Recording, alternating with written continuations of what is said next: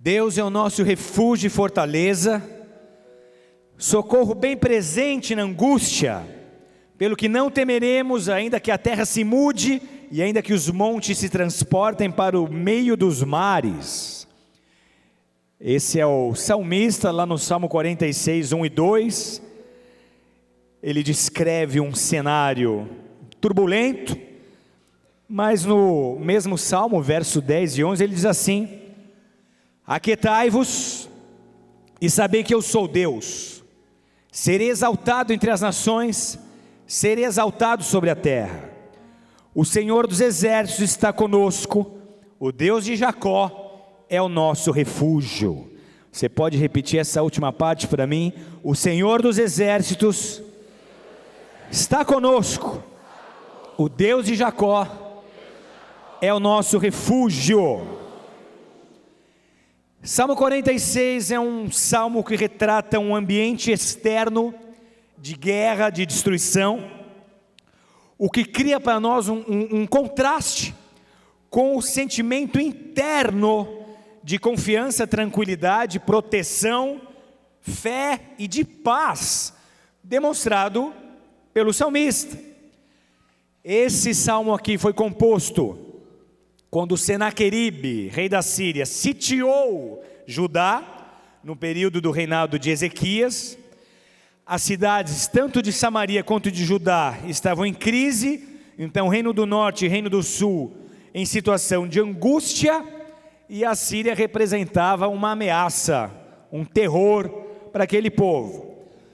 Mas mesmo assim, mesmo sobre a ameaça, mesmo com essa cena, o Salmo nos ensina a enfrentar a crise, sem perdermos a fé e sem perdermos a paz de espírito. Muitas pessoas equivocadamente acreditam que a paz é a ausência da guerra, mas paz não é ausência de guerra, não é ausência de conflitos, não é ausência de problemas, não é ausência de lutas.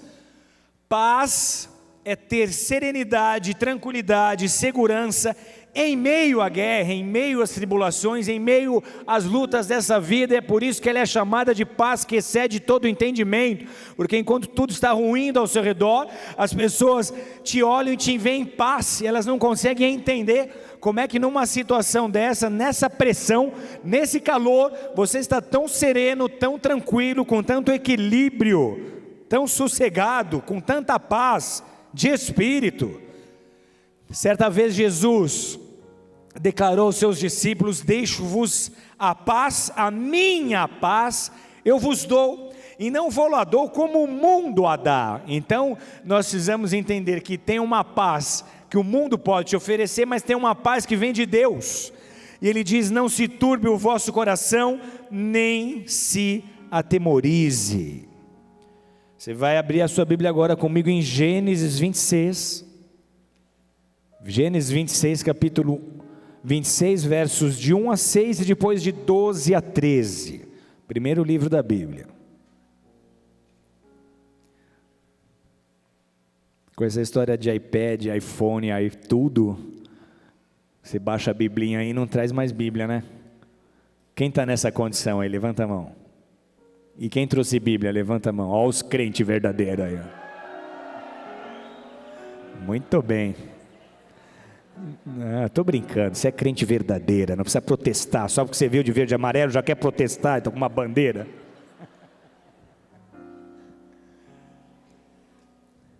Gênesis 26, de 1 a 6 e depois de 12 a 13, diz assim o texto: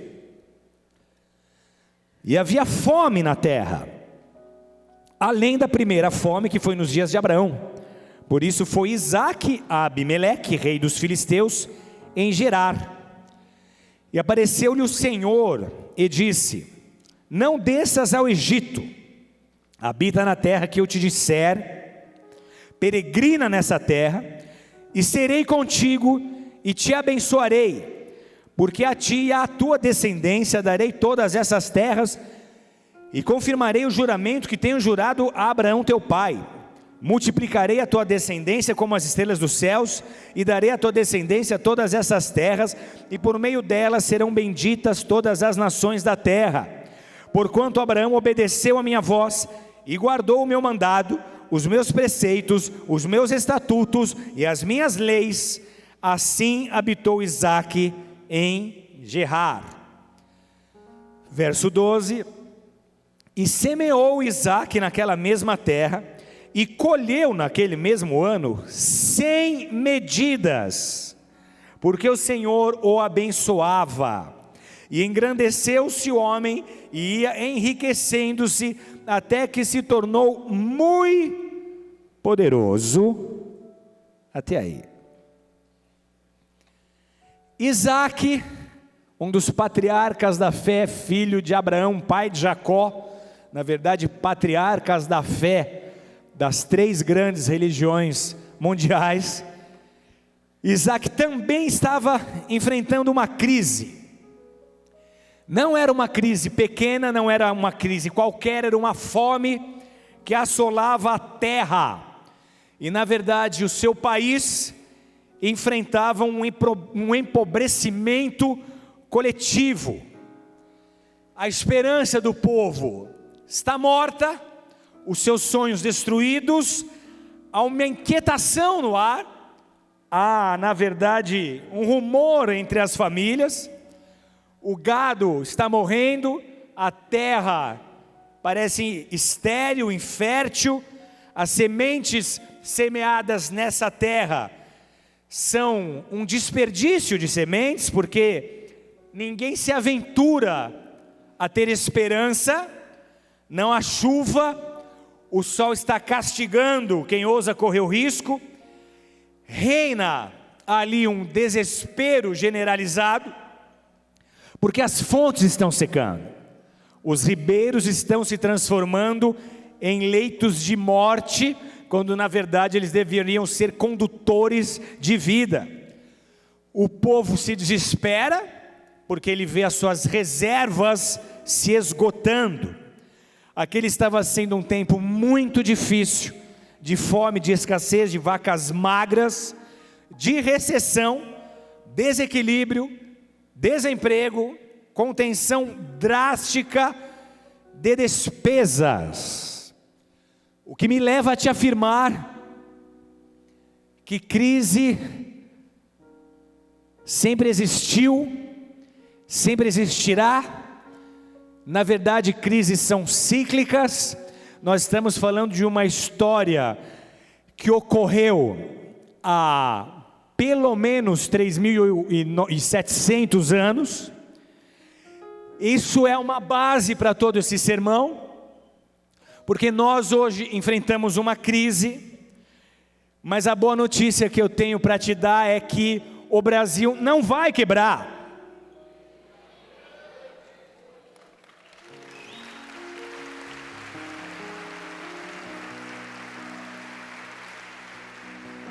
Todas as crises cumprem um propósito. O Brasil hoje, ele é barro nas mãos do oleiro, barro nas mãos de Deus. Nenhuma crise financeira acontece se ela não for contribuir para um plano maior, para o plano estabelecido por Deus. Então hoje, amados, Deus está moldando a nossa nação segundo o seu propósito, o seu modelo, o seu plano. É um ano de Shemitah, de 7 em 7 anos Deus vem para julgar a terra, Ele vem para alinhar o cosmos aos seus propósitos divinos, Ele vem para abater e julgar ou recompensar e promover, dependendo da resposta de fé que essa nação, que essa família tenha dado a Deus no período de 6 anos que antecedeu esse Shemitah. Então Deus continua no controle, Deus continua em seu trono, mas se engana aquele que não percebeu que não se trata apenas de um vento forte, mas de um furacão. A crise política, não só econômica, mas política e econômica no Brasil, já está entre os 10 maiores riscos para 2016, segundo a consultoria Eurasia Group, que publicou seu ranking dos fatos e situações de maiores riscos no mundo para esse ano.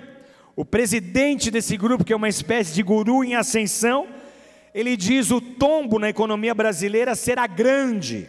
O Brasil está em meio a uma recessão profunda que pode durar múltiplos anos. E na verdade, amados, nós estamos sendo, como nação, castigados, punidos pela nossa falta de capacidade de fazer reforma e pelo descrédito criado pela corrupção, porque essa é uma crise antecedida por uma crise moral, financeira, mas antecedida por uma crise moral. Então o mundo está olhando para o Brasil com desconfiança, o mundo está olhando para o Brasil com falta de crédito. A atitude do Brasil diante do mundo tem feito com que os investidores deixem de acreditar na nossa nação. Amém? O que me faz ter crédito? É a minha transparência, é a minha prestação de contas, é a seriedade com que eu trato os meus negócios, a minha nação, as minhas leis.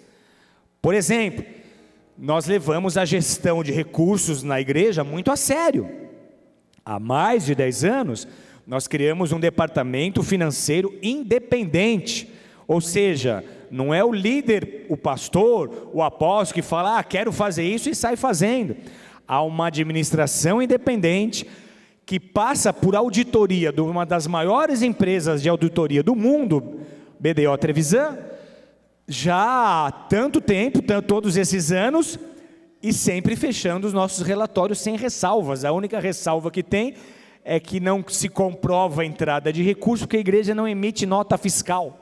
Então qualquer entidade do terceiro setor teria essa ressalva, mas a igreja se alinha, a igreja presta contas, a igreja procura ter transparência. Pela falta dessa transparência, por essa corrupção, o Brasil olha, ou o mundo olha para o Brasil hoje como se na sala de aula o Brasil fosse a turma do fundão. É um negócio que assusta. Eu estava de verdade preocupado, hoje foi um dia importante para mim. O povo saiu para a rua e algumas pessoas disseram, poxa, mas por que eu vou para a rua? Isso é rebeldia contra o governo vigente. Não, você está numa democracia, você tem o direito de expressar a sua opinião, você tem direito de ir para a rua e pacificamente mostrar a tua desaprovação à corrupção vigente. Não é um ato de rebeldia contra o governo, mas contra a corrupção e de apoio por aqueles que trabalham contrários, que combatem essa corrupção. Amém? Vamos dar uma salva de palmas forte ao Senhor por isso? Eu li uma notícia um pouco antes de vir para a igreja, que dizia que foi a maior manifestação na cidade de São Paulo, que superou a mobilização que ocorreu na época das diretas já e de outras mobilizações de 84 para cá.